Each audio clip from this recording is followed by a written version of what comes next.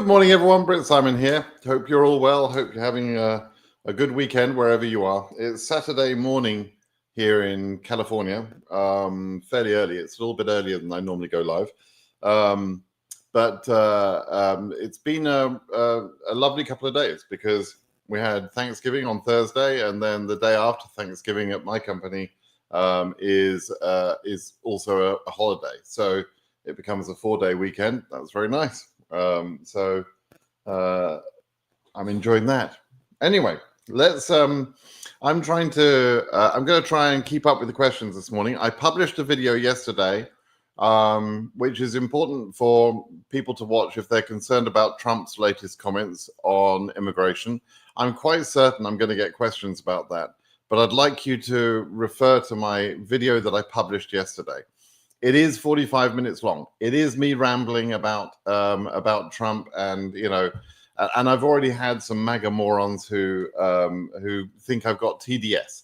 TDS is Trump derangement syndrome. The minute you'd say, that you accuse someone of TDS, it shows that you are a moron that has been easily fooled by people that want to give you a phrase so that you don't have to use your brain power. And so the minute you accuse people of TDS, that's exactly what you're telling me, that you're just a MAGA moron that is gullible and will accept anything you're told. So if you are joining me because you've just recently discovered my anti-Trump tendencies and you want to accuse me of TDS, feel free, but it doesn't bother me in the slightest, and it just declares the fact, like wearing a little red hat that says 100% moron. So it doesn't mean anything to me. But for the rest of you, for DV Lottery World, let's enjoy that conversation. Greetings, Joe, from to you in Switzerland. I hope all is well there. And good morning, Lucas. How you doing? Some nice to see some of these names. NYB. You're NYB from the channel, right? NYB U2F. I enjoy your comments in the Telegram channel. I have to say, NYB, you've always got some common sense. When should we expect the DV lottery to open? I don't know. I've personally said I hope that it would be announced that some part of the entry period would run in December. But we haven't got an announcement yet, so it's pure speculation as to when the lottery will start. So we'll have to wait and see. Morning from Romania. That's nice. Hello, Simon, there from the pizza party. They believe in pizza for everybody. Ethiopia DV case number 18K. So when your case number is already current, your number is actually less important at that point, right? You're current. You're asking me about case number 18K. You didn't mention your region or your year, so you're a naughty boy. But you did say it's Ethiopia, so I assume that it's going to be DV26 AF 18K. You're already current, right? And so you don't really need to worry about your number anymore. What you need to think about and worry about is whether your DS260 is processed and whether your embassy is taking cases. Now, I don't know. I don't have the data on any of the embassies to know whether they're taking cases or not. We'll only get that data on January the 1st. And at that time, we can see what progress the embassies will have taken. And there will be a position with every embassy, particularly those with backlog, where they will only have taken cases up to a certain number.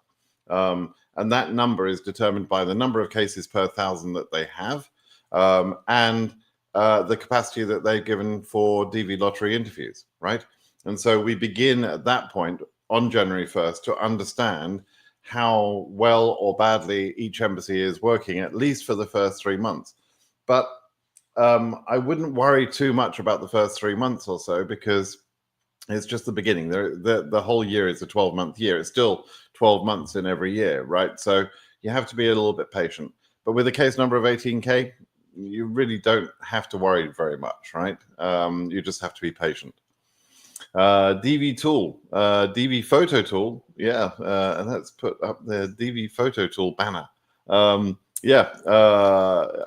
hoping the DV lottery period will open pretty soon, and then my investment in DV photo tool will start to actually be repaid. because at the moment it's all sort of paying for hosting fees with with nothing much to show for it, if you see what I mean. So yeah, I hadn't expected it to go this long. Typical. The year I decided to sink a bunch of money into fixing the photo problem is the year they delay the bloody entry period. So anyway, thanks, Trump. When is it likely for the DV to be open? Yeah, well, soon, I hope, but we don't know for sure. I have explained in a couple of videos, though, that there is a period of time where they really have to release the entry. They really have to get on with things. They can cut down some of the post-selection processing time because it's more or less computerized these days. It used to be a lot more manual. Now they're using AI to go through the photos and exclude some of the entries for the photos, many of the entries because of the photos. Now they're using AI to do that work.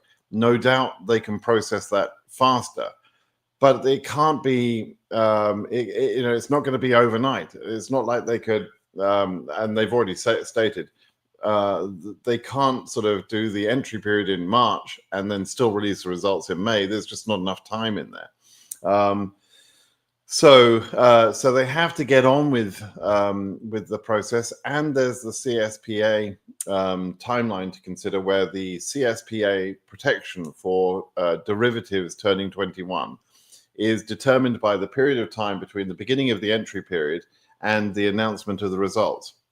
And if they cut down that period too much, at some point, they will have detrimentally affected people who would rely on CSPA.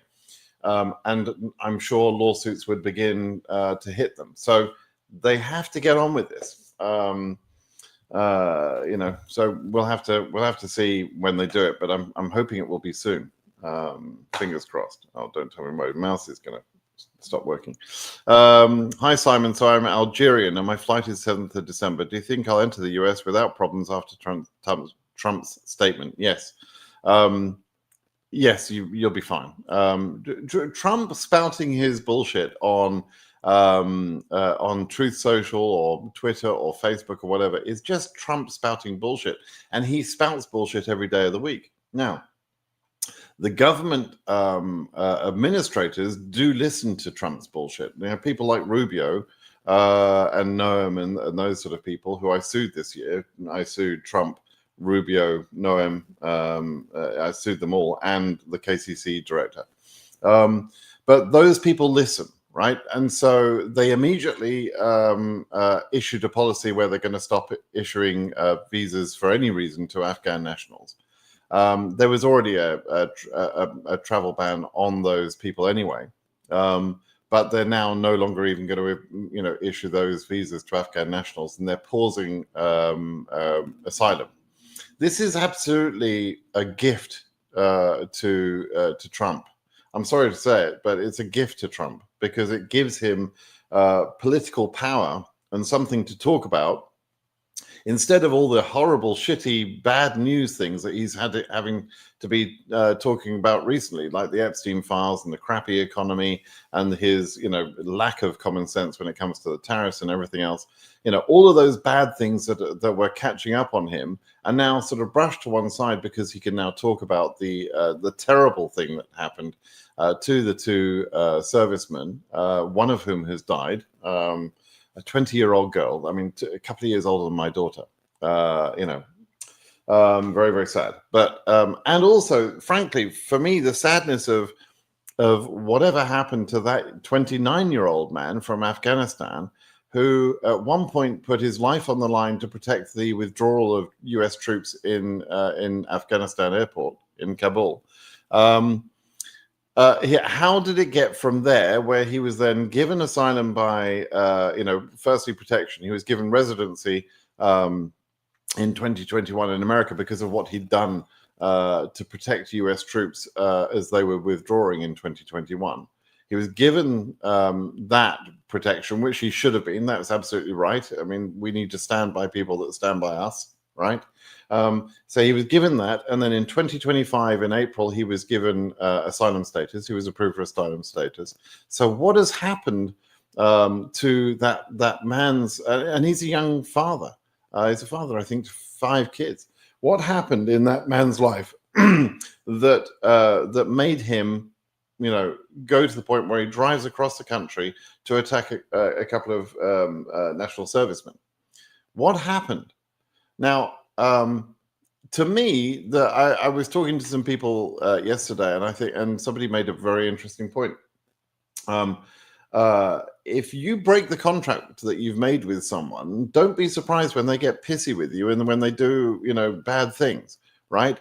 So, I'm a white immigrant in America, and I'm treated well, and I don't give a damn how people treat me in a sense, but I'm a white person in America, right?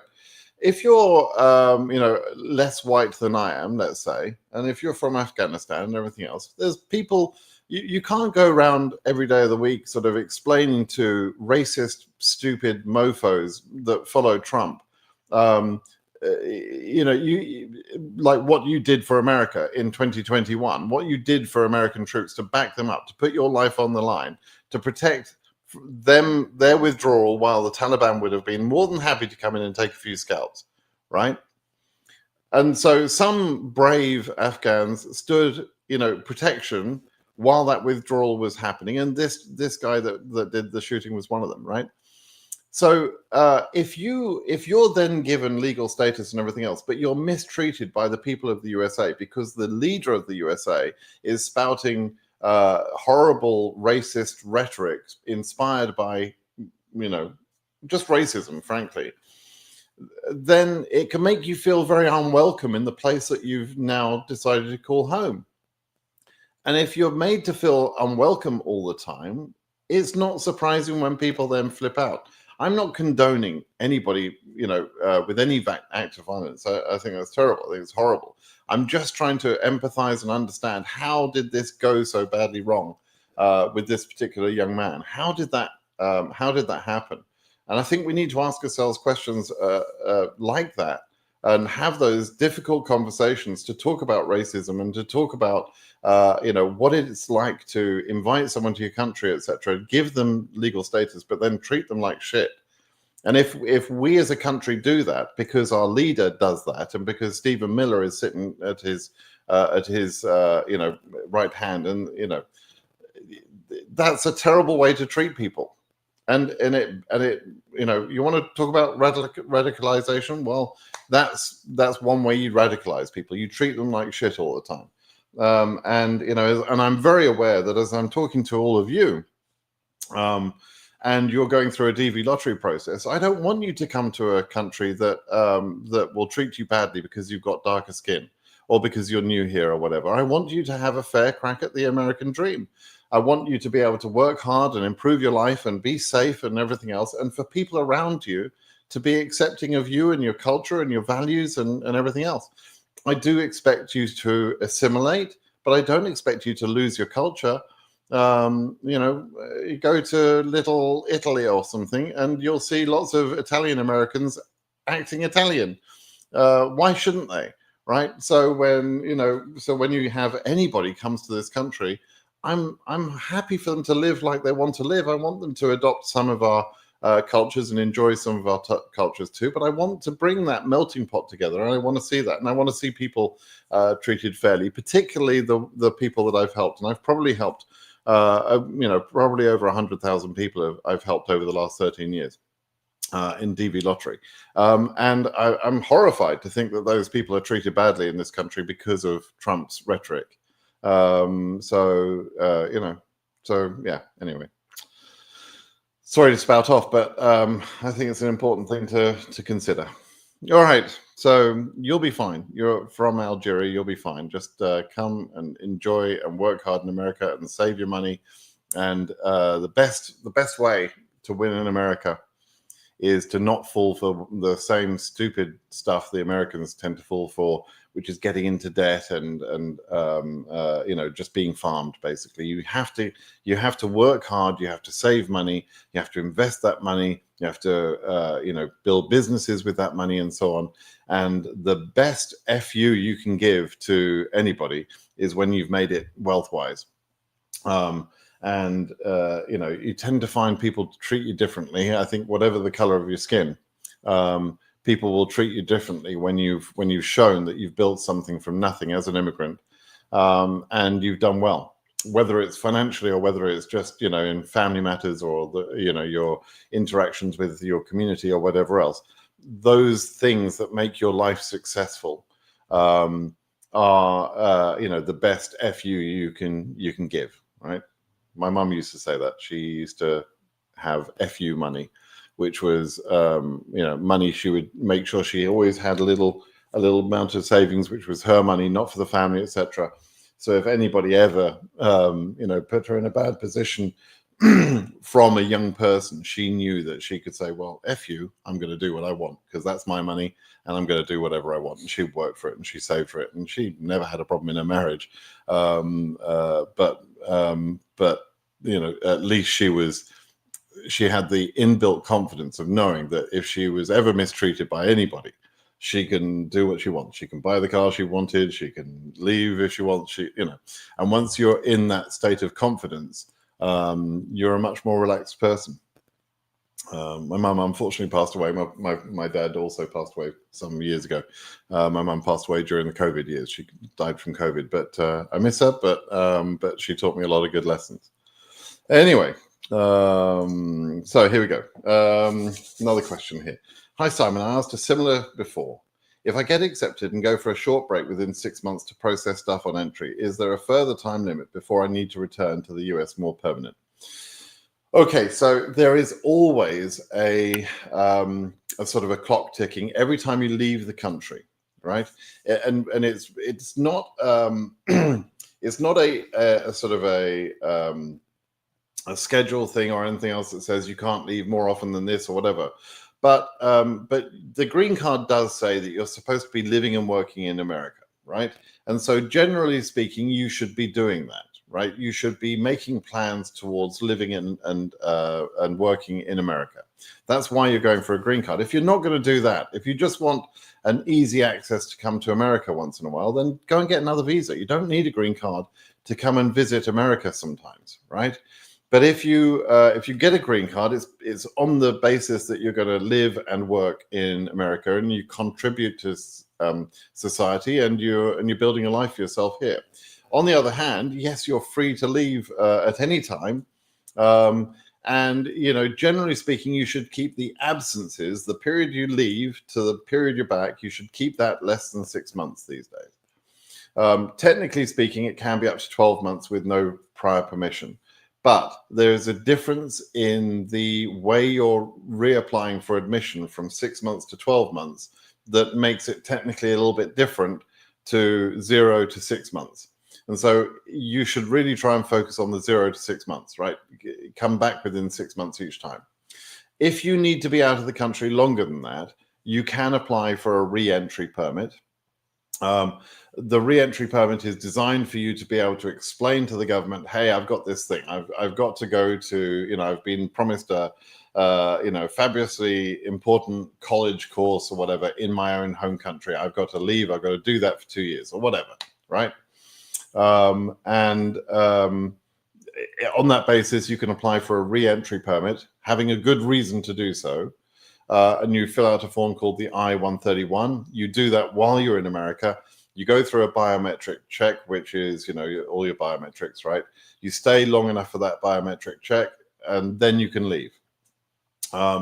Once you leave, the I-131 process will go through, and if approved, and it's normally approved, but they don't have to approve it, but if approved, a visa will be sent to your home embassy. If they disapprove it, then you need to get your ass back on a plane and come back to America within that 6 months timeline, right?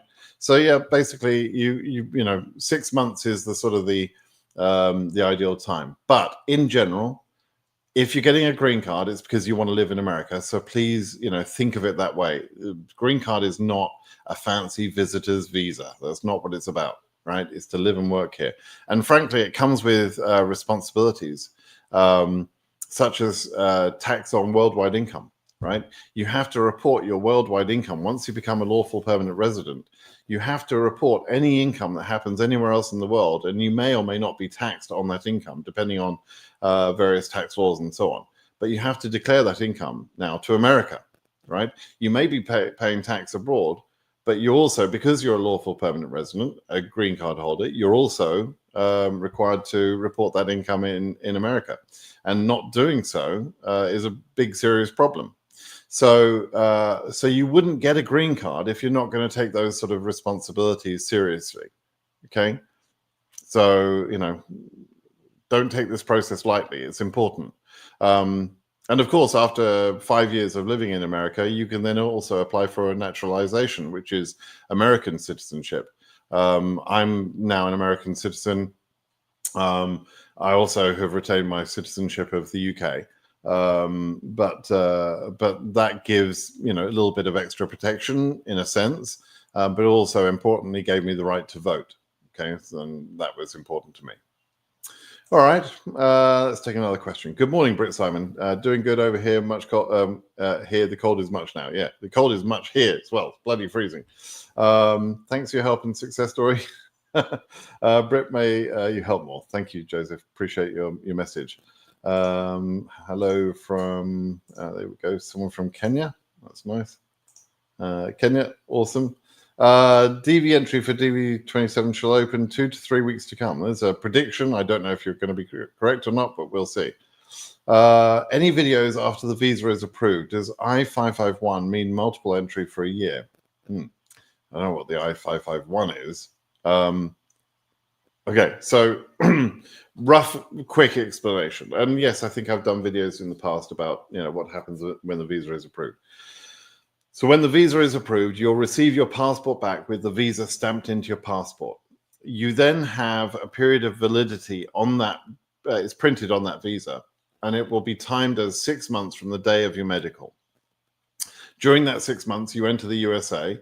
And the embassy will have given you a brown envelope as well, which you hand over, which has got some paperwork for processing at the arrival airport. The arrival airport is often referred to as the port of entry, POE, or port of entry. You go into the POE, you go through immigration, you hand over your brown envelope, etc., and the visa inside your passport is stamped, kind of endorsed, and it says on that visa, upon endorsement, this serves as your I-551, which is I think it says 551. I can't remember the thing now, but it's the evidence that you are an LPR, a lawful permanent resident, and you're awaiting your green card to be sent to you, right? Which might take 2 or 3 months, but it doesn't matter because you've got that visa in your passport, right? And so that's it. You enter and you do your own thing. You're free then to travel anywhere in the USA because there are no border controls to go from state to state. You're free to live wherever the hell you want. Nobody cares. Like, you're free to take any job you want as long as you're qualified and as long as you do the job well. You are free to do all those things, but you're also on your own, right? You're not entitled to benefits. You're not entitled to support. There's going to be no one from the government, picking you up at the airport. You are on your own, right? So you're being given this land of opportunity. You're being given your opportunity. But this is serious business here. You then have to make your own way in this country. And so you have to have a plan. You have to have a plan for the first night, the first few nights, the first few weeks. You've got to have a plan on how you're going to find a job and how you're going to survive in the meantime and so on. Because don't turn up expecting a bunch of people to be standing around at the airport waiting to help you. That's not America. America is a land of opportunity, not a land of help. Okay, and so it's up to you to then get off your ass and make a success of it here. Okay, I always try and stress that aspect because I've heard people talk about the land of milk and honey and this sort of thing, and they may be used to Europe, which has got much more in terms of social help, social programs and that sort of thing. America is not really a place for social programs. There are people, Americans, who survive because of benefits they get, but in general, the pressure is always to push that down, right?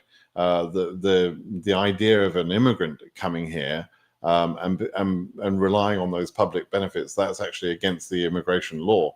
And so as an immigrant in particular, you need to be doubly careful to make sure you have a decent plan and you're going to be able to succeed here, because you're not supposed to take advantage of any of the benefits that are available to Americans here. Okay, it's one thing once you've become a citizen and everything else, and you've been paying into the society, and then you go through some difficult times. Okay, then you're somewhat entitled. You've paid in. You've contributed, and you have to make a withdrawal from that system kind of thing. That's kind of okay. That's not illegal once you become a citizen.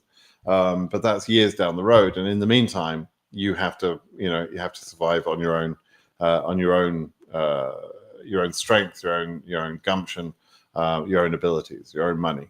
Okay. But there are plenty of things, plenty of jobs here. I mean, there's jobs, people can find work here. It may not be the best job, but that's part of an immigrant story, right? You go to a new country as an immigrant, you expect to be working from behind and coming from behind and perhaps not have the same advantages as the people around you, but you work twice as hard as those lazy people and you get on and you overtake those people. Okay. Americans don't get that. And that's why immigrants do so well here, frankly. And immigrants doing well is good for America. It's very good for America because that's what drives America. That's what's driven America over the last 100 years or so. You can trace a lot of the progress in America to immigrants. So that's what you do. Okay.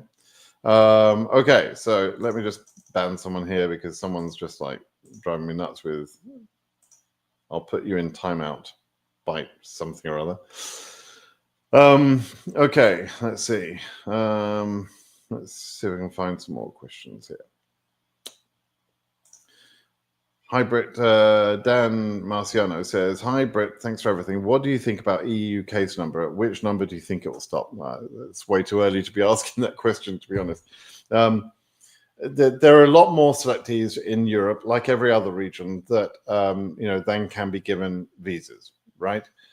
In the other regions, though, the travel ban is affecting just over 50% of people in Asia, 25% of people in Africa, and a very small percentage, I think 5% or so, something, of the people in Europe, right? So Europe is currently unaffected by the travel bans, and all of this latest ire from Trump towards immigrants, etc., will probably end up at the feet of African nations and Asian nations, not so much European nations.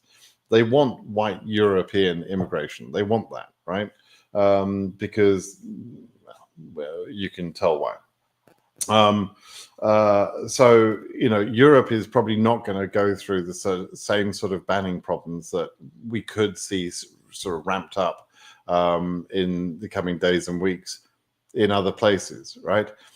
So, but Europe could benefit from the pressures in other regions where Asia gets, decimated because of travel bans, for example, and won't reach its quota.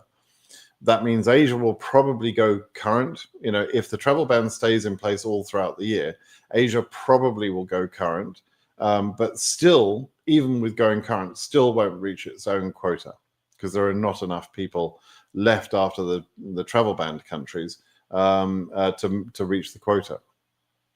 That means there'll be visas from Asia left over to be consumed by the other regions, but Africa won't consume those. Africa's got the largest quota of all the regions. It'll be nearly 24,000 this year, or 23,500 or something. But it won't get there. It won't, partly because, again, if the travel ban stays in place all year round and 25% of the African selectees are travel banned, that's a big pressure. And also, Africa is difficult to give all the visas out because you have to arrange a lot of interviews. A lot of interviews have to happen because there's a lot of no-shows, there's a lot of denials, and so on. And so it's possible that we will see Africa also underfilling its quota, even if they have an exceptionally good, well-run year. right? It probably wouldn't reach its quota, which again, those visas, in addition to the ones wasted from Asia, will also be available. Who's going to consume those wasted visas? The other three large regions, right? It'll be Europe mostly, and South America and Oceania. They will be the main sort of beneficiaries of those unused visas. But that can only happen if there is time to do that redistribution. And that redistribution timeline requires them to work early on pushing the visa bulletin numbers as high as possible, as fast as possible, and packing the embassies as early as possible in the year, so that before we get to the very last couple of months of the year, it's obvious that Asia and Africa will be underfilling their visa quotas, and that's when the redistribution can happen. They can't redistribute until those visas are actually obviously going to be unused, right? And so we need them to work early. If they don't work early, then we won't see that redistribution effect in quite the same way. So we'll have to wait and see. It's impossible to say how all of that is going to work. It's going to depend on the will of the government, the will of the embassies, the amount of capacity the individual embassies give, Trump's ban staying in place, let's say, or perhaps even getting worse, God forbid, but it could happen. Various other factors that are always the case. No more shutdowns, let's say, that could affect the background processing for 221G cases. A ton of things. So to ask me, predict the number. Oh, can you tell me the number within a couple of hundred, within 250 numbers? Where would it get to in EU? Come on, that's impossible for me to be that accurate. I'll do some math in January once I've seen the numbers, but I'm going to put a heavy caveat around all that this year, because all the factors that really matter this year are factors that we don't know what will happen, like the travel ban, for example, right? That's really what will matter. And just because the visas are available, it doesn't mean the government will give them out, right? They just let 5,000 visas go to waste in DV 2025. They didn't give a damn, and nobody got told off. They are entitled to just waste those visas if they want. They don't have to use all the visas. So they cut EU off at 23,000. Complete bullshit. That meant that they wasted all those visas last year for EU quota, and they could easily have gone to 30,000 plus, but they didn't want to, for whatever reason, right? So Farah, hi Simon, I just changed my address to a new country for studying purpose. Should I open my DS260 to update, or should I wait for my case to be current? AF78K. Don't wait for your case to be current, because if you wait until your case is current, you won't be able to unlock your DS260, right? So the real question you have to ask is, okay, I've moved to a new country because I'm studying there. How long will I be in that new country? Will I be in that new country in something like June, July, August, September of next year, which is when you're likely to become current, right? And do you want to interview in that new country? If you would rather interview in your home country, then you don't need to unlock and change your DS260. If you want to interview in the new country, then you should unlock it and change your DS260 as soon as you are reasonably sure of your address in that new country, so that you can then prove residence, etc. You do need, thank you, honey. You do need to have, sorry? No, I'm good, thank you. You do need to be able to prove residence. So you may be challenged to show your student credentials that show you have a right to be in that country. Okay, so, but it's really down to you to figure out where you want to be interviewed. Okay. Greetings from Qatar. Q&A, BritSimon. Thank you, bro. You're welcome, man. Lucky Doobie Bello. that's a interesting name. NYB, you're the man. Thank you. Glad to see that confirmed. You were in another live, I think, a week or two ago, and I didn't quite see the connection. Afghanistan is travel ban. Would they also ban the SIV for Afghans? Can Trump do that? Yes, he can. he has basically, yes, the current action to stop all of the issuances to Afghans includes those special SIV visas. Those SIV visas are visas for people like the attacker who did something for America, like a translator, or aided, the CIA, or aided the troops, or whatever else, and therefore put their lives at risk. And therefore there's been this special SIV category. That category is the category of visas that has taken essentially, it's not exactly true, but it's essentially the category of visas that has taken our DV lottery visas down from 55,000 down to about 52,000, right? So there's around about 3,000 visas a year that will go to those categories. And the previous year's visas in that category are then reducing the following year's DV lottery visas. So so this pause on Afghan visas and that sort of thing, that will impact the number of visas given out this year in those categories, and will therefore reduce the number of visas that DV lottery loses for DV 2027. So that's kind of an interesting sort of side thing. But yeah, it does. I mean, it's a slap in the face, frankly, for people that helped us. I'm not sure how many of those are left right now. People that helped us in Afghanistan, I don't know. But it's a slap in the face. And, somebody, generally speaking, immigrants that leave their own home country, they're going through a very difficult time anyway. And, to have to leave your country because you don't feel safe or whatever else, it's not fun, right? And then to sort of slap in the face this way is really, really sad and unfortunate. Obviously, there was going to be a reaction to the attack on the National Guardsmen. There was going to be a reaction. That was bloody obvious. I just regret the whole thing, really. Very sad. Anyway, not received 2NL, sent DS260 end of May, AF 28K from Ethiopia. You're current, but your number is far higher than any cases being scheduled in Ethiopia yet, because they haven't opened the full capacity to be able to take the full amount of cases on a month-to-month basis. So essentially what's happening is a backlog is building in Ethiopia and a couple of the other embassies. That isn't necessarily a problem if they come out the gates firing on all cylinders for January, February, March interviews. They can reduce that backlog pretty quickly. They have the capacity to do that. But if they continue setting the capacity low, then we will continue to see this backlog effect. And at AF 28K, you've got a little bit more risk in a backlog situation. Okay, so do be aware of that. But recent changes in the rules mean you can't move anyway. So you're pretty much stuck, I'm afraid. We'll have to see what happens next.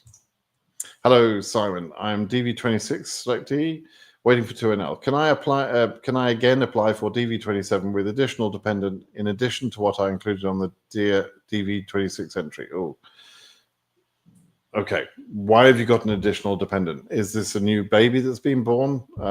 Then, of course, you would include that new child, right? But I'm a little freaked out by the additional dependent. Now, anybody can apply for DV 2027, even if you're a DV 26 winner or a DV 25 winner or anyone else, right? You can apply again for DV 27. There's no harm in that. It doesn't harm your DV 2026 case in any way. Now, the only caveat I would say to that is this weird thing you've put in there. I don't quite know what you mean by the additional dependent. If that means that you missed someone from your DV 2026 that should have been listed but wasn't listed, that's a big problem. Big problem as in that's the end of your DV 26. So, perhaps you should be a bit more, clear about what exactly is the situation. And if you want, go ahead and ask me the question. Make it clear what your question is on BritSimonSays.com. I'll be able to take your question there. Okay. Esther says, I love you. Oh, that's nice. And in fact, Esther, nice. Someone loves me. That's lovely. It's nice to be loved. My wife might not be thrilled, but I'm, it's lovely. Abel says, pausing migration from third world countries. Should we be concerned as DV winner? Well, it doesn't sound good, but it's just Trump. Right now, it's just Trump being Trump, just talking bullshit, right?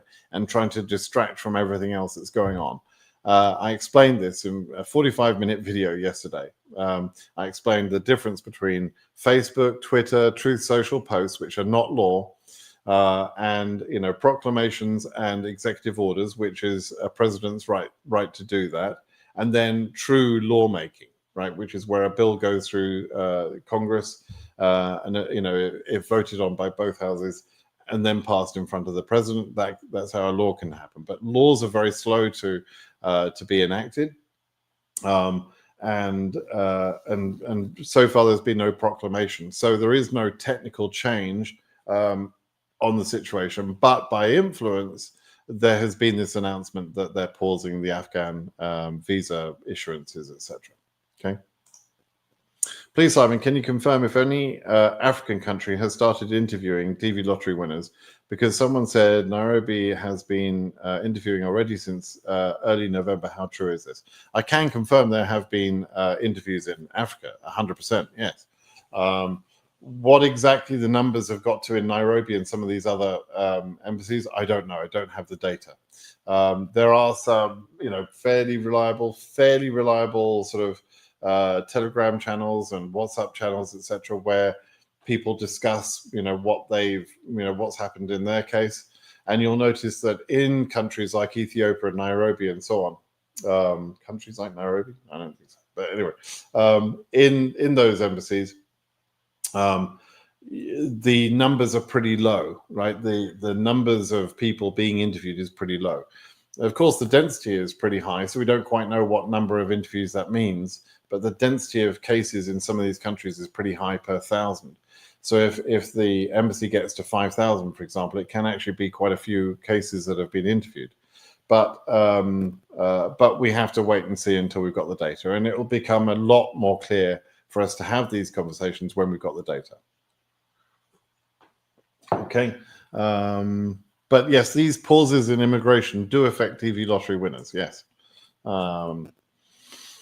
Greetings from Kenya.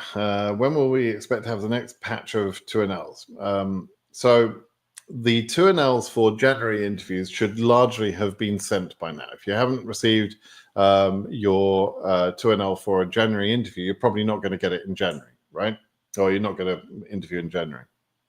What will happen next is, and this is the same every single month, right? Between the 8th and the 15th of the month, the next visa bulletin will be released. So in December, from December 8th, about a week and a bit's time, right, to December 15th, between that timeline, the next visa bulletin will be released. And almost immediately, as soon as that visa bulletin has been released, they'll be sending 2NLs for February interviews, right?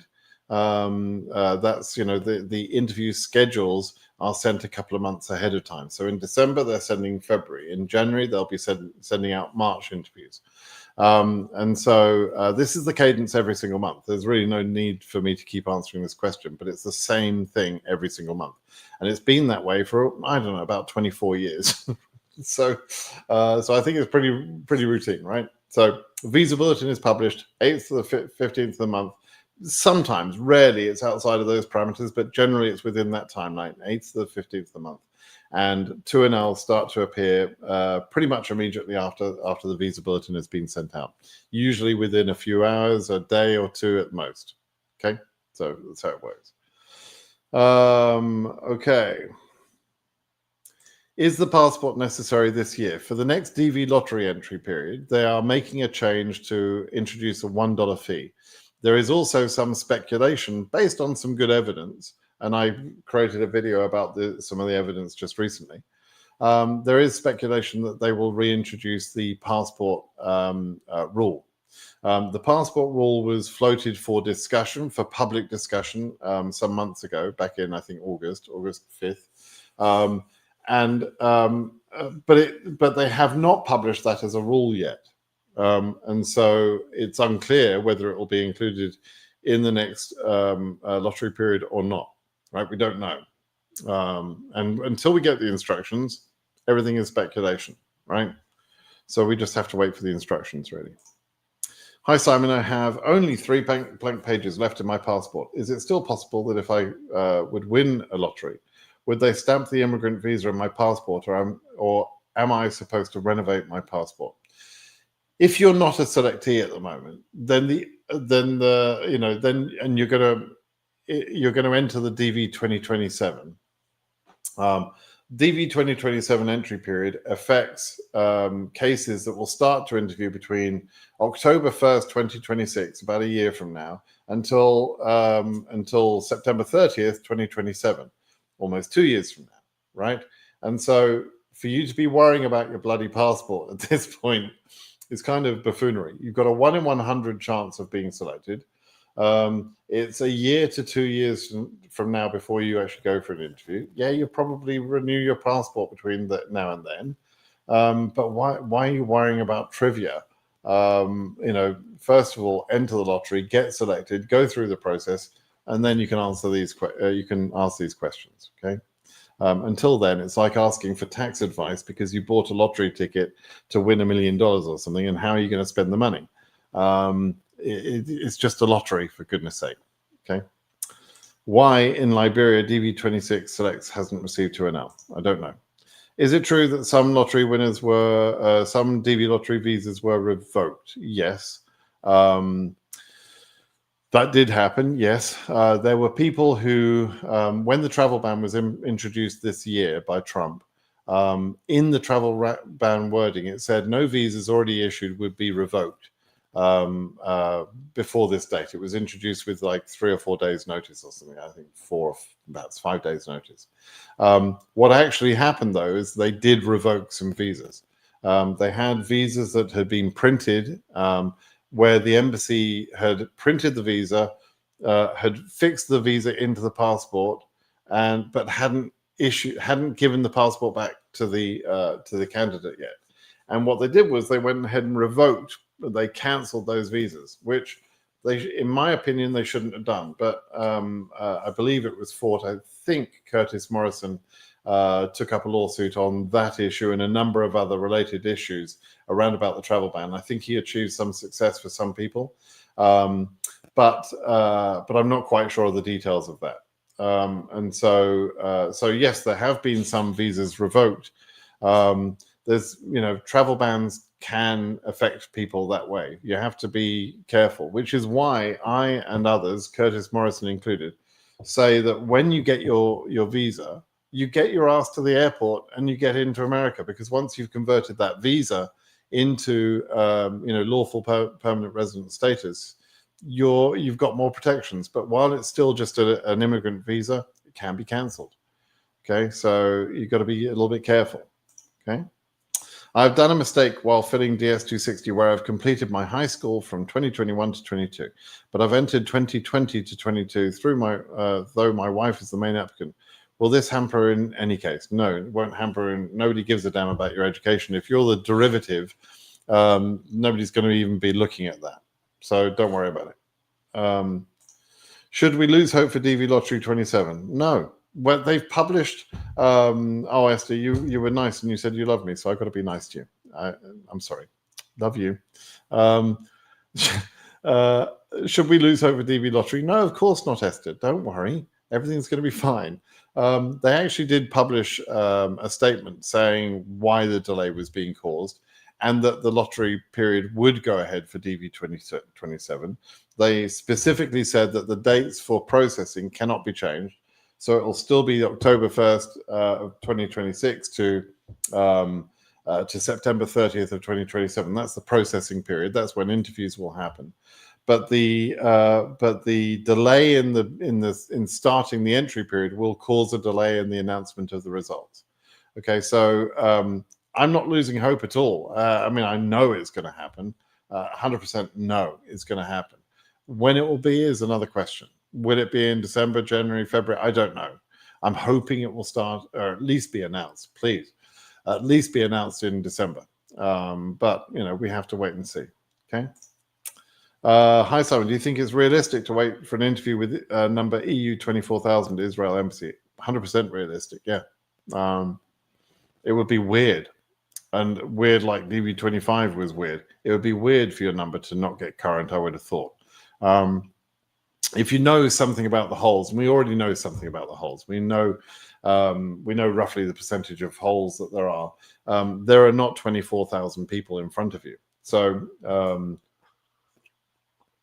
you have a pretty good chance, probably. The highest case numbers we think are around about 48 to 49,000. Not counting UK, there are some crazy high case numbers. Sorry to all of you UK people, but there are some crazy high case numbers other than Europe in UK. But in Europe as a whole, the highest case numbers I think are around about 48, 49,000. So you're roughly speaking halfway through the range. Halfway through the range doesn't mean halfway through the selectees. There are more selectees in the earlier case numbers than in the later case numbers. It's just the density of cases actually reduces in later case number ranges. So you're probably about 60% of the way through, something like that, right? 60, 65% perhaps, in terms of the number of selectees. So that puts you in a pretty strong position, particularly in this year where we've got travel bans and everything else. So I would be feeling fairly comfortable at EU 24,000 if I were you. My own case number was an EU 31,000 back in 2014. So I know what it's like to be sweating on a number. I do. Prenunu says, I have an important question, please. If only you'd have asked your important question rather than making this grandiose statement of saying you've got an important question. Just ask your bloody question. Hi, Simon. Happy holidays. And to you, Lucas. I got my 2NL for London, 8th of January. So quick turnaround. That is good. What docs should we bring to the show? Should we bring to show that we won't be a public charge? We're selling a property 125 grand equity. The problem with showing property as equity is that in order for that to mean anything, you have to value the property, you have to show the mortgage statements, you have to you have to have a plan for selling it and everything else. It's not liquid cash. So property in an equity doesn't really help you overcome the public charge aspect. It might do in general, but it's not really going to be, it's not a hard and fast thing. And I'm not suggesting, by the way, you take your mortgage documents or your property valuation to the interview, because honestly, no consular officer wants to see that. There's pointless information to take. What you're more likely to do is, if you've got a little bit of money saved up somewhere in an account, and I hope you have, you're more likely to show that. And ideally, you should be showing about $10,000 per person in order to overcome public charge. If you can't do that, then having an I-134 from someone you know in America, I know it sounds ridiculous to a Brit, but you might want to get an I-134. There is some discussion that the I-134 won't be used anymore. Rubio sent out a really bizarre communique saying they weren't going to use the I-134. So they have always taken into account the totality of circumstances, which means what job do you do, right? How likely are you to get employed? How much savings have you got? Have you got a cushion that you'll be able to take with you? Yes, they're interested sort of the fact that you're going to be able to buy a property in the USA because you've got 125K of equity. That's going to, allow you to, get yourself set up with a car and with anything else. And put a deposit down on the house, but you can't do that immediately anyway. You can't buy a house immediately until you've got credit history in the USA. You're probably, as long as you've got a pretty good job, you've got good career, reasonable education, and so on, you'll usually be okay. Particularly in London, they know that people from the UK, from Australia, those sort of places, people tend to do well. You're coming from an English-speaking country anyway. They love our English accent over here. They literally love our English accent, and we sound intelligent to them. It's not hard to sound intelligent in America, frankly. So you'll be fine, and the consular officers know that, right? They know you'll be fine, right? Because of the things I just said. Okay.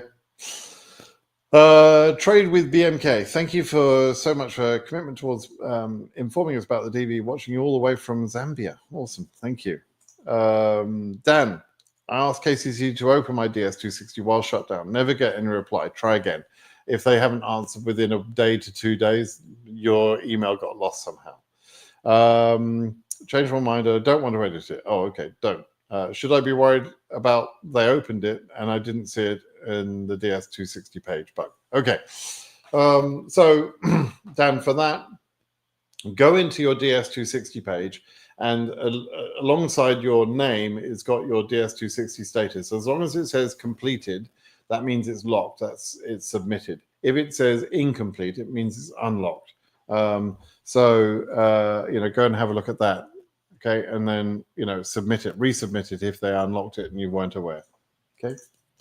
My mom is more than 1 year outside of the US with a green card, not DV lottery. Can she return? I generally don't sort of answer these sort of questions, but I'll say this: you can, if you've been outside of the country for more than 1 year, then you are at risk of losing your green card. Strictly speaking, you should not be allowed to come back into America. There's two routes you can take. One is to go to your local embassy and apply for an SB1 approval. SB1 is a returning resident process, and you can explain to the local embassy why you've been out of the country for more than 1 year and why you should be allowed to continue your American journey and reuse your green card status and go back in and start complying with the rules of your status there, right? You can do that. Some people try and just do an entry. And it's up to the consular, not the consular, it's up to the immigration officer at that point as to whether to admit you or not. I think that's a high-risk strategy myself. I probably wouldn't do that. But the SB1 route is, you could get denied, right? So it depends why that person has been out of the country for a year. Was there a reasonable excuse, or they just didn't ever take the green card seriously? If they don't take the green card seriously, then just give it up, right? Why have the responsibilities? But also, if that person was out for more than a year, did they file taxes in the USA? They're supposed to. And if they didn't, then that's another problem they've caused themselves, right? And so, you start piling problems on top of each other. It's like, why did you bother? Why did you bother going through the process, whatever process it was, and then not living by the terms of the green card? I don't understand why people do that. It's actually, you're adding complexity to your life. You're adding challenges to your life by having a green card and then not using it in the right way. So I don't know why people do it. Good evening, Simon. I hope you're well. Thank you for doing God's work. I didn't know it was God's work. Is he involved in DV lottery? Sorry, she? Is she involved in DV lottery? I'm an atheist, so you're going to get sort of silly jokes from me all the time when you mention God. It's just the way I am. I'm sorry, but it's funny that God sent an atheist to help everyone. That always makes me chuckle. Hanny says, "Hi Brit, so sad that Biden lawyers defended president authority to ban entries, and no judge can review that.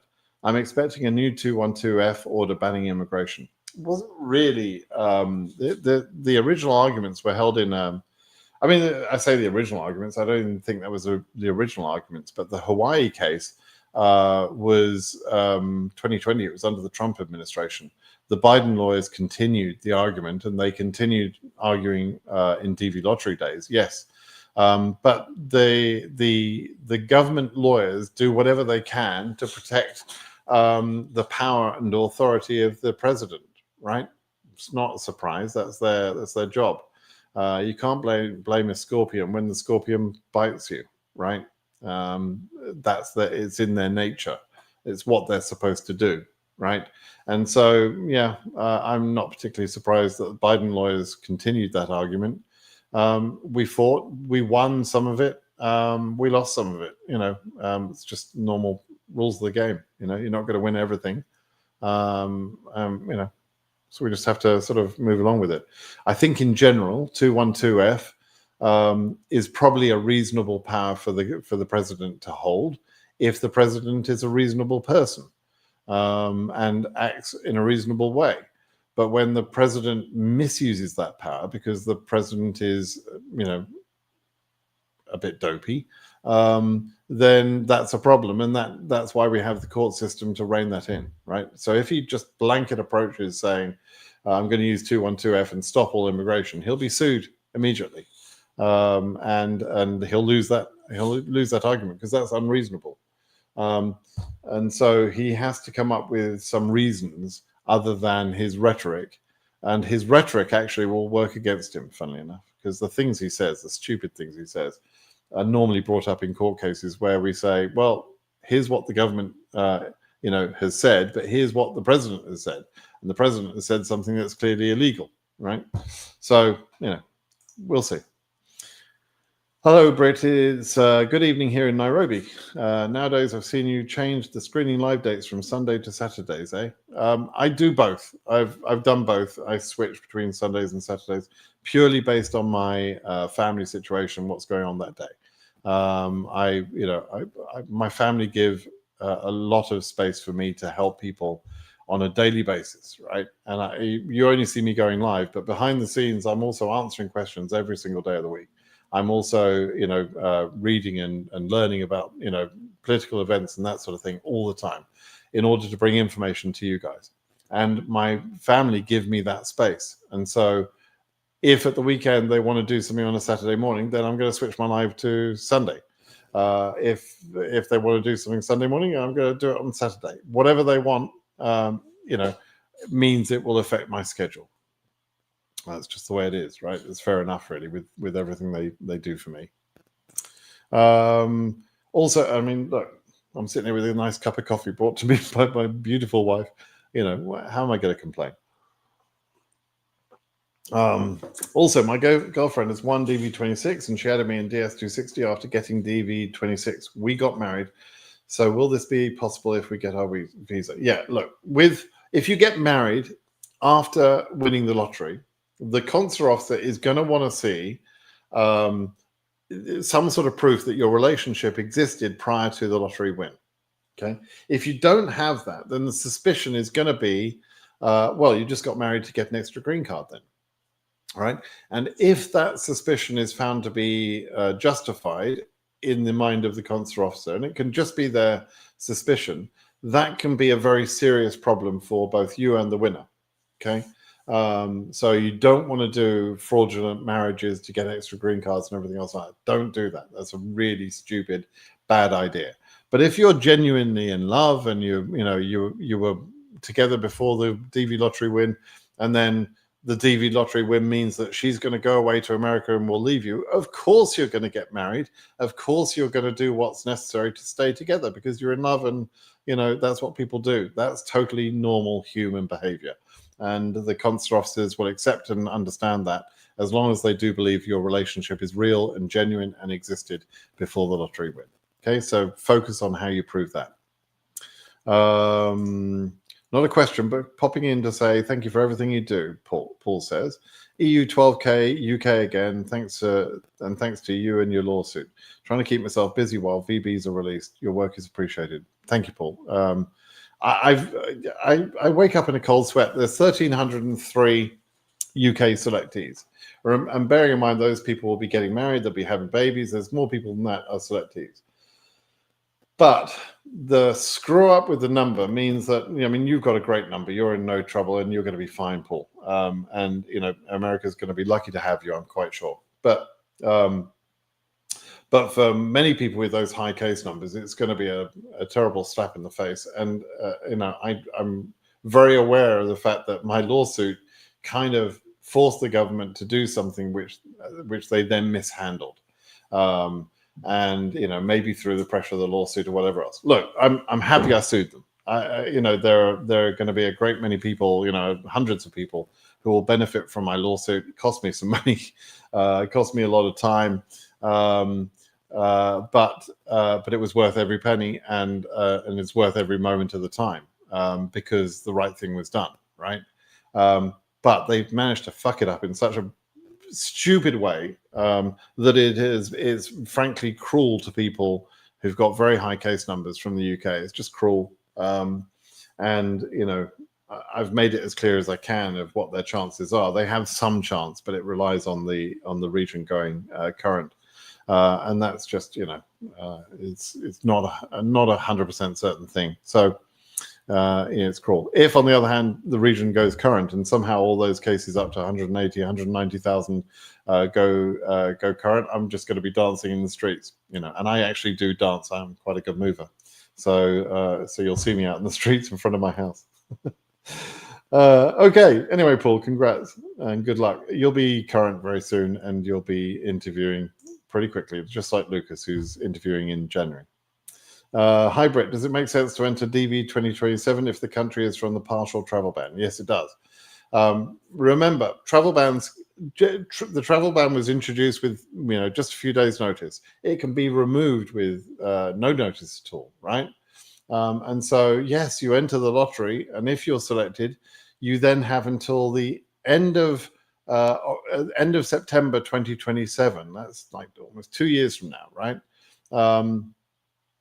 In order for and hopefully the travel ban is removed by that point, in which case you could then go ahead and process your win. So yes, of course you enter, and you just keep your fingers crossed that somehow the regime we have gets weakened or changed or whatever else, and the travel ban is taken down. If the Dems get in and get more control in the majority, in the House in the midterms, which will be in November of next year, 26, they could easily introduce legislation. I'm not saying they will, but they could easily introduce legislation and pass it to force the government to remove the travel ban. They could easily do that. I'll begin to lobby in my own sweet way, and I'm sure other people will do the same. So that's a possibility. So yes, please do enter the DV lottery. Why not? My family and I have a scheduled interview in 2025 in Sierra Leone, but Sierra Leone is partial visa ban. Should I proceed with the interview? Okay, this is the flip side of that other question I was just asked. Look, you're not going to be given a visa unless you have an exemption, and the exemptions are really: do you have a second passport from an unbanned country? Do you have a legitimately obtained second citizenship and second passport that you can present in the interview? If you don't have that, then you're probably not gonna be approved, right? You're going to be under the travel ban, and it's not going to work out well for you.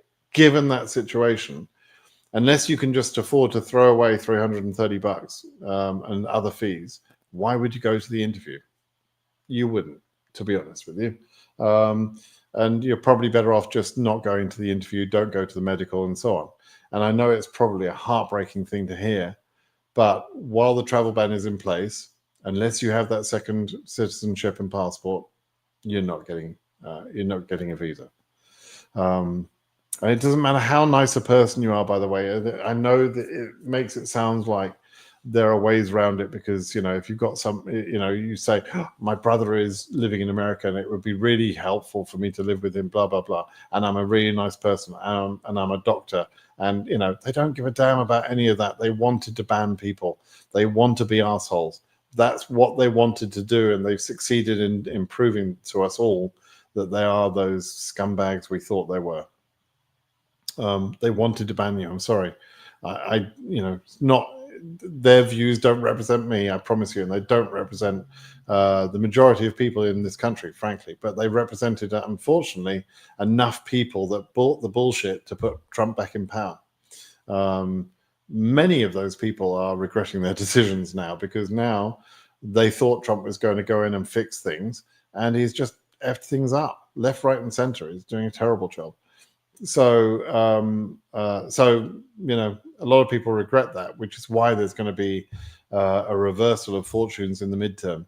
And the economy is going to be really suffering by that time as well, because if this the tariff stuff carries on, and the devaluation of the currency and so on, we're going to be in pretty bad shape. Funnily enough, I was just calculating this morning, I'm probably going to be about $25,000 a year better off next year because of Trump's big, beautiful bill. I get certain tax breaks from that bill, and it will reduce my tax burden by about $2,000 a month, which is just stupid. I don't need that money. you know, but I'm at the sort of income level that means I'm going to get certain benefits, and I also have got a lot of. There's a thing called SALT, state and local taxes, and the amount of money I pay towards California tax and property tax, which is significant. I pay about $20,000 a year in property tax. That money up to now, I could only combined, I could only claim about $10,000 of that as offset against my federal tax, and that number is going to increase a lot. Just with that one measure alone, I gain about $11,000 a year of money, because it gives me an extra $20,000-$30,000 or something of tax-free money from a federal point of view. So you know, funnily enough, wealthier people are going to be more wealthy. You know, isn't that hilarious? I wonder if that was intended by the wealthy people, the billionaires that are in Trump administration. The wealthy people are going to be wealthier. Meanwhile, the poorer people are wondering how the hell they're putting food on the table. It's a weird situation right here at the moment. So, you know. Good day, Simon. Is there a potential risk for the other third world countries different from the ones already on the ban list? When Trump said the words third world countries, he was talking like an old man. We used to use this terminology. There is a technical definition for first, second, and third world countries. There is a list you can find for third world countries, right? He wasn't specifically referring to those third world countries. What he thinks of when he uses that term is Muslim countries and brown people countries. That's what he means, right? Because, you know, he wasn't thinking about the technical designation of whether Haiti or you know, some other country is on the list of third world country or not, right? That's not what he was thinking. He's not thinking in those technical ways. He's just making a sort of a racist, you know, fueled statement that is a wolf whistle to his supporters who think the same way. They don't understand what third world country means. They don't understand which is the list of countries that means. But if you show them the people from those countries and you show them the conditions in those countries that those people would like to leave, then yes, the MAGA morons are going to say, yeah, don't want them in my country. You know, that's how it works, right? So, yeah, even though we've seen DV lottery winners and we've seen people from those countries do amazing things in this country, do amazingly brave things, you know, people from any country can be amazing people.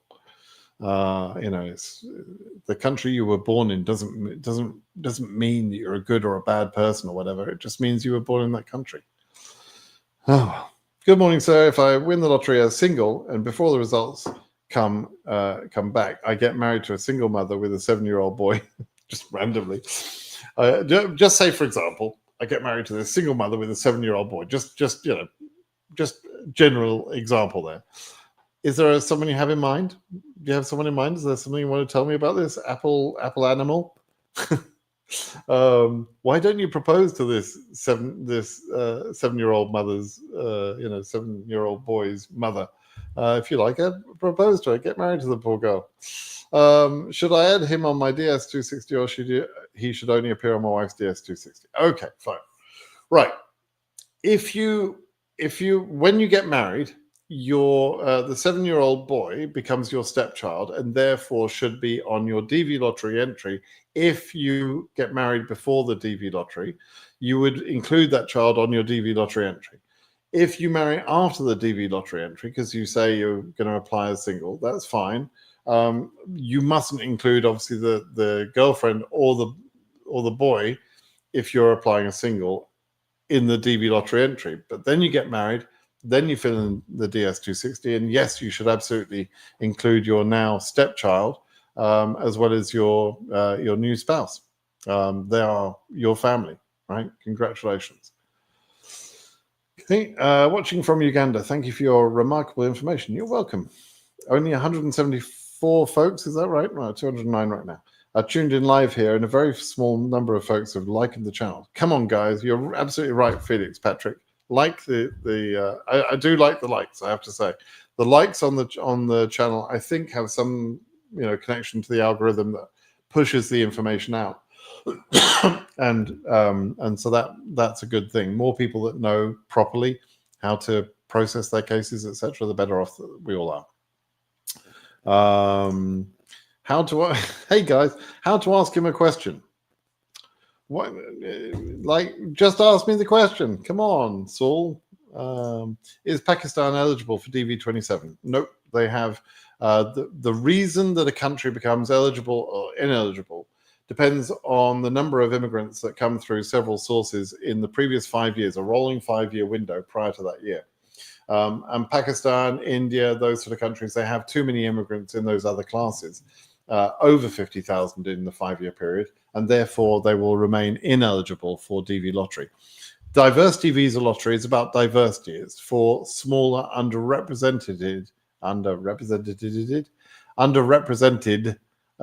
countries that are not already sending a lot of immigrants to the USA. And Pakistan already sends enough, people through various routes, right? So that's why they're ineligible.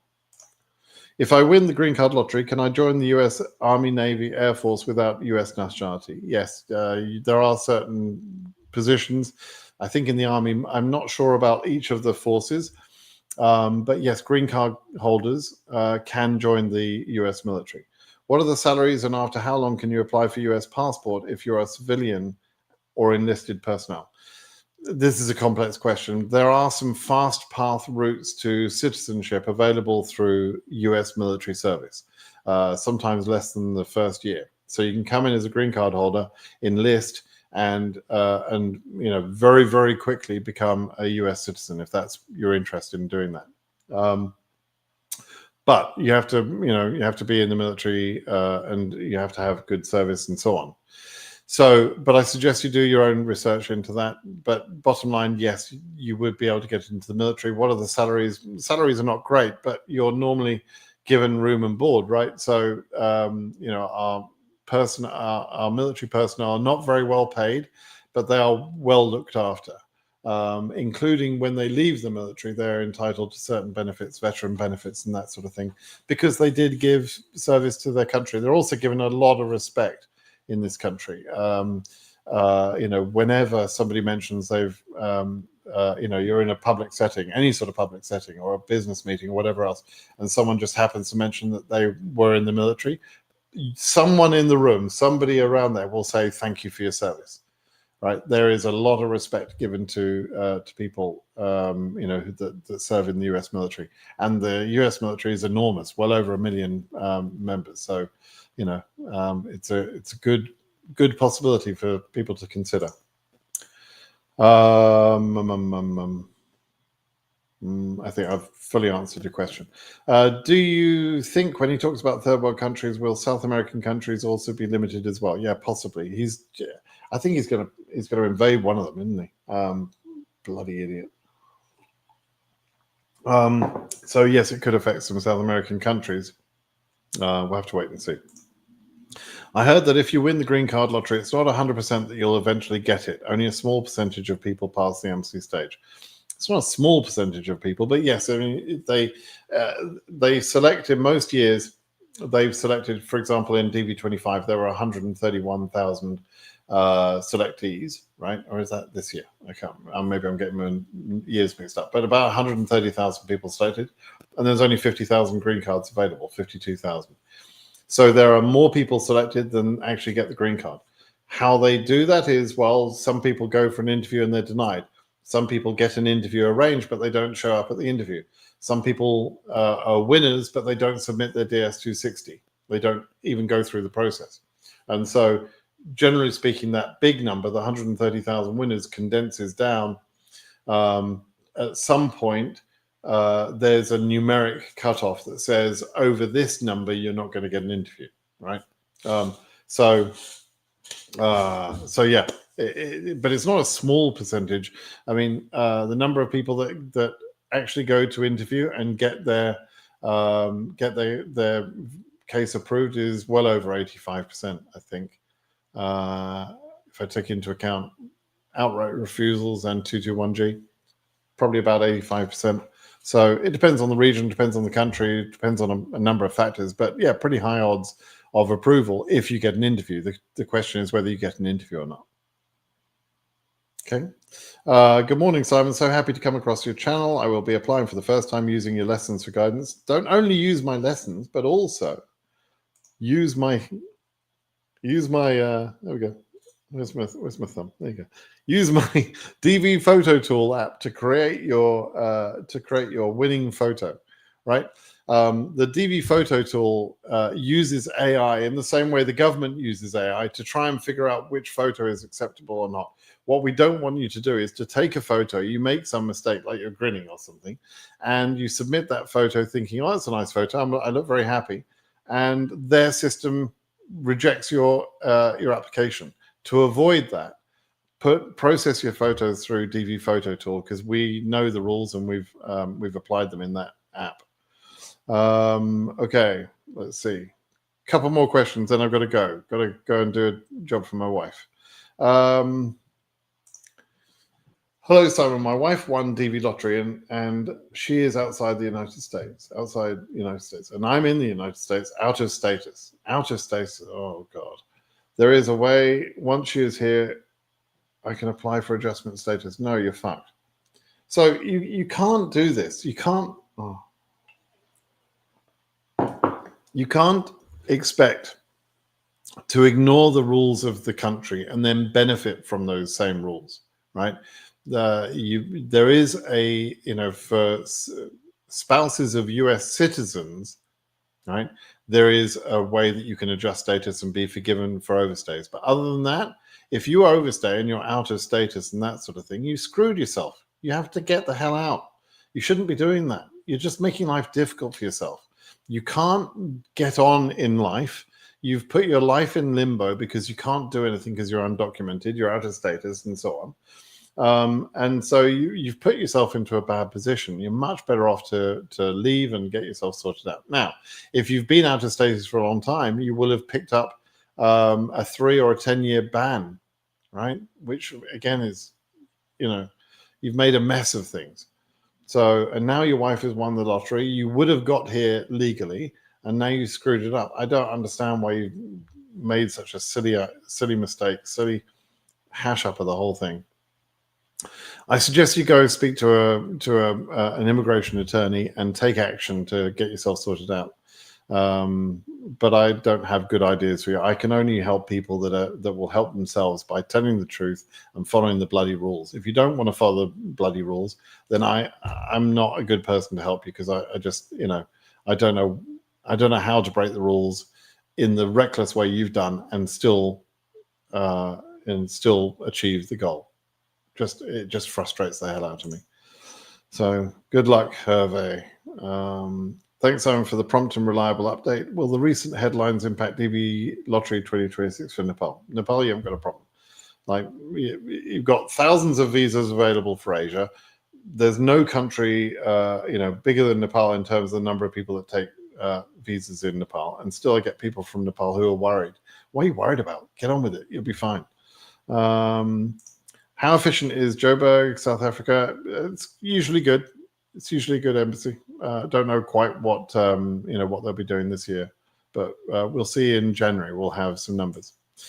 Did Trump deny the lottery 2027? He can't do that. I keep saying, for fuck's sake, he can't do that. Okay, so he can't just cancel the lottery on a whim, and he certainly can't do it by posting something on Twitter. There's got to be legal changes, and he is not a good person to push through laws. He can't do a damn thing. They want to, oh, never mind. I've talked too much about Trump already. No, he didn't cancel the lottery, and it's not going to happen. Hello, sir. Third world country we've talked about already. Good evening. My parents are going to apply for DV. Good. Can both parents apply listing me as a child eligible for DV? Will the app get denied, or should only one of them apply? Jesus, no. So yes, they can both apply. Each one of them can apply for themselves, then list the other as the spouse, and all of the children. They're required to list all of the children of the relationship on each of those applications. All of that's fine. If you're 18 or 19 or whatever, you can also apply, right? Even if you're 17. You can also apply on your own right, but you can't include your parents on your application. And so that might be a problem because you can't take your parents with you. So depending on your life situation and so on, maybe you don't want to process on your own. But yes, they should absolutely both apply, and both should include you and each other. Okay. Can someone leave the US 2 weeks after arrival and go back home for a funeral before receiving his or her green card in the mail? Absolutely. You can go back. You can arrive on the 10 o'clock arrival flight, and you can leave at 10:30. There's nothing stopping you leaving. You can leave after 30 minutes or after 30 days, or in your case, 2 weeks. You can go home for a funeral. You can go home for a party. You can go home for do whatever the hell you want to do. It's literally a free country. I mean, you're allowed to do these things. You don't need permission to do most things like that. Now, you have to come back within 6 months. That's one of the terms that you've agreed to. Okay. So, so yeah, you're fine. Let's just take this very smart gentleman's, he must be smart. Photocropped using the website. Passport picked up yesterday. $1 already on the prepaid card. I'm ready for anything. That's awesome. Good luck. I hope you win. I'm DV25 winner. I've entered the US at 11:15 by JFK Airport. The CPP officer stamped my passport but didn't take the physical visa packet. My SSN and green card will be produced normally. No, you've got to do something called deferred inspection. You have to look up the USCIS office in your area and explain that the officer was a bit of a numpty. He hadn't had his coffee that morning or something, and he didn't take your physical packet. You have to now go back to the airport or wherever they designate that's near to you to do a deferred inspection process. You have to go back and give them that envelope. Right? I hope you haven't opened it. But yes, you need to go through that process. So look up USCIS and do that. Okay. It happens sometimes. It's fairly rare, but there's a few of these immigration officers don't know how to do their job. He should have taken the packet. Does someone with the case number of 57200 from Africa have a chance for DV26 interview? Yes, absolutely. That's not a bad number. 57,000 is not a bad number this year. I'm a student in Tunisia, selected with AF33K, so it means my case number will be current soon. Well, now. But actually, I went for an exchange semester so soon, so I can't come back to my country of birth. What can be the solution, I guess you're going to ask. Well, so you've already submitted the DS260, I should imagine, showing that you're going to be in Tunisia. I guess I don't quite know. I'm not quite sure what you're explaining here, but they will arrange an interview for you, and you'll have to go back to your home country for that interview. I guess wherever you've asked to be interviewed. If they don't have your new address in a different country, then they're going to still assume you're at the old address, right? There's a way of doing that. It doesn't sound very complicated to. Your question's complicated, but the answer is not complicated. You just got to logically think through it. Okay. I won DV26 from Turkmenistan, went to the visa appointment, but was denied visa because the country is on the list of 19 countries for visa restrictions. They showed me the order and asked me to read it. Why didn't you know that before? Why did you go to the interview thinking you're going to get? I mean, oh man. You hadn't got the news that Turkmenistan was banned, the only country in Europe that's banned. Frustrating. So you just wasted your money for no reason. And yes, of course, they asked you to read the thing, but why did you? I don't know.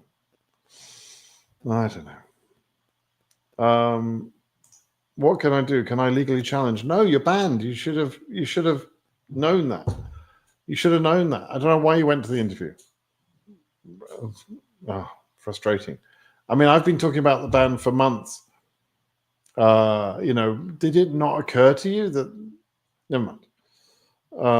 No, you can't challenge it legally because legally the president was entitled to introduce this ban and has written it in such a way that it can't be overcome. So yeah, unfortunately, you just wasted your money. So sorry about that.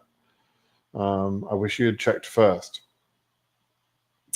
Hi, would being an 18 hurt my case? Would being an 18, what do you mean an 18? Is that like a 10? When I see a pretty girl, I'm like, oh, that's a 10. Is an 18 really good? Is it 8 more than a 10? Wow, you must be hot. Sorry, I'm in a silly mood this morning. I think, do you mean if you're 18 years of age? Is that what you mean? Does that hurt your case? Not really. You know, an 18-year-old can get by. I would say it would be harder for an 18-year-old to come to the country and get by. Bearing in mind, at 18, you're not fully grown as far as we're concerned in America. You're still kind of a child, and the country kind of treats you that way. Americans are actually quite immature at 18. At 18, I was a man. I was doing man stuff, but here in America, an 18-year-old is a kid. They're probably still living at home. They're supported by their parents. That if they go to college or something, their parents have to sign documentation for them. They're not allowed to drink in public or, until they're 21. I mean, it's really weird. They can join the military and then go off and fight wars for us, but there's many restrictions on them day to day. And so an 18-year-old here will simply be going to college and that sort of thing. How are you going to pay for college? If you're living here, where are you going to live? How will you survive if you're on your own? So yeah, it's a little bit difficult. And 10K in savings. Yeah, I blew 10K. I think in the first week I was here. 10K doesn't last long in the USA. If rent is, it's expensive to live here. Right. Let me take one or two more questions, and I'm going to call it a day. I really must get on. Thank you, Brit, for your time. In my passport photo, I had a beard, but now my lottery photo is without a beard. Will this cause any problems? No. It just means you shaved. That's all. No problems. The funny things you think about people is strange. If country of chargeability is Oman, and I was born in Oman, but country of citizenship is Nepal. So if I came to USA, what the person is considered, Omani immigrant or Nepali? Who cares? Why would you care? Why does it matter? If you're a Nepali immigrant or an Omani immigrant, what does it matter? I don't understand. I don't understand why you're thinking about this even. Your country of chargeability is Oman because you were born there. That's it. You're for the DV lottery process. You're from Oman, but you're Nepalese. Fine. It doesn't make any difference. When you come to America, you're going to be an American. So what? I don't understand why you're even thinking about it, to be honest. Hello, Mr. Simon. I have dual citizenship in 2 European countries. I would like to apply to the DV from the naturalized country. Is that a problem? You can apply for the DV from anywhere. It doesn't matter where you apply from, but your country of birth is what's important, not your country of citizenship in terms of the DV lottery. Okay? So please make sure that in question 5, I think it'll still be question 5. Question 5, you put your country of birth as your country of birth, and you're only born in one country. You don't have dual birth countries. You have one country of birth, right? And then country 6, don't change it. You don't need to change it. As long as your country of birth is eligible as a country, then you're good. You're done. Move on. Okay. Okay. Let's see if I can see one more question. Marco, question from you. Haven't seen you for a little while. Is it possible that if we reach the final months of DV26, an EU region has issued very few visas, they might just make EU current because there would be no risk of hitting the quota? Yeah, that's possible. That's pretty much how it happens, Marco. And I've called this before. We were hoping for this to happen actually in DV25. I've described it as a Hail Mary. In football, sometimes in American football I'm talking about, sorry, I should have made that clear. But in the last moments of the game, just going on, in the last moments of the game, yeah. Oh, okay. In the last moments of a football game, American football game, you will sometimes see a quarterback throw a ball down the far end of the field on the hope that someone on his team can catch it and run it in for a touchdown, right? And so that's called a Hail Mary. In the same way, Marco, towards the end of the year, yes, in the final month or 2 months, the government might say, hey, we haven't got enough people issued here. We're going to throw the ball down the field by setting the visa bulletin really high or making the regions current. And then we'll just see what happens, right? We'll let the cards fall where they fall. We'll let visas be issued wherever the embassies have capacity to see people, right? And that's basically what what happened in DV24, I think it was, and I was hoping that was going to happen in DV25, particularly for Europe. In the end, they took a different path. They shut it down. They increased the final feasibility number for Europe, for example, only from 22,000 to 23,000, when actually a Hail Mary approach would have been to set it into the 30s, quite well into the 30s. And they underfilled the visas. They threw away visas because of it. They didn't fill enough visas in Africa or Asia or Europe or anywhere. They threw away 5,000 visas. So they could make the regions current at the last minute, but they're not required to do that, right? It's really up to them as to whether they do it or not. And it is very unpredictable as to whether they will do it or not. Now, if they make Europe current, then those people in the UK with the crazy high numbers will be very happy. So we'll have to wait and see how that happens. But that will be, frankly, somewhat miraculous, but poetic justice in a sense. Okay, I'm going to call that a day. I hope you've enjoyed this morning's session. For those of you that don't like me talking about politics, well, sorry, but that's just one of the things I'm interested in. And this is BritSimon says. It's not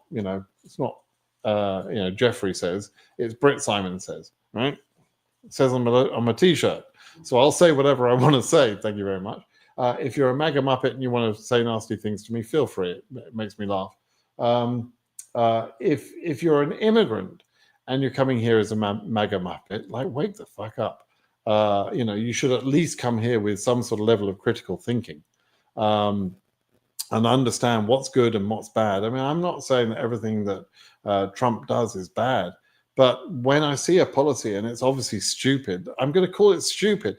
And unfortunately, there's a lot of that stuff is going on at the moment. So, it's just the way it is. I mean, you just got to use some common sense to understand that. But for everyone else, let's hope that we get the DV lottery for DV27 announced soon, and hopefully not too much of a more knee-jerk reaction for this whole travel ban situation that Trump has been talking about. Fingers crossed. We don't get too much more of that. Oh, and as soon as we do see DV Lottery 27 announced, go to DV Photo Tool. Actually, just go and check it out. You can play around with it now. It doesn't cost anything to actually just play with it. And I'm paying for the hosting fee, so you may as well use it. So yeah, go and try it out so you can see how it works. All right, everybody. Thanks, then. Bye-bye now.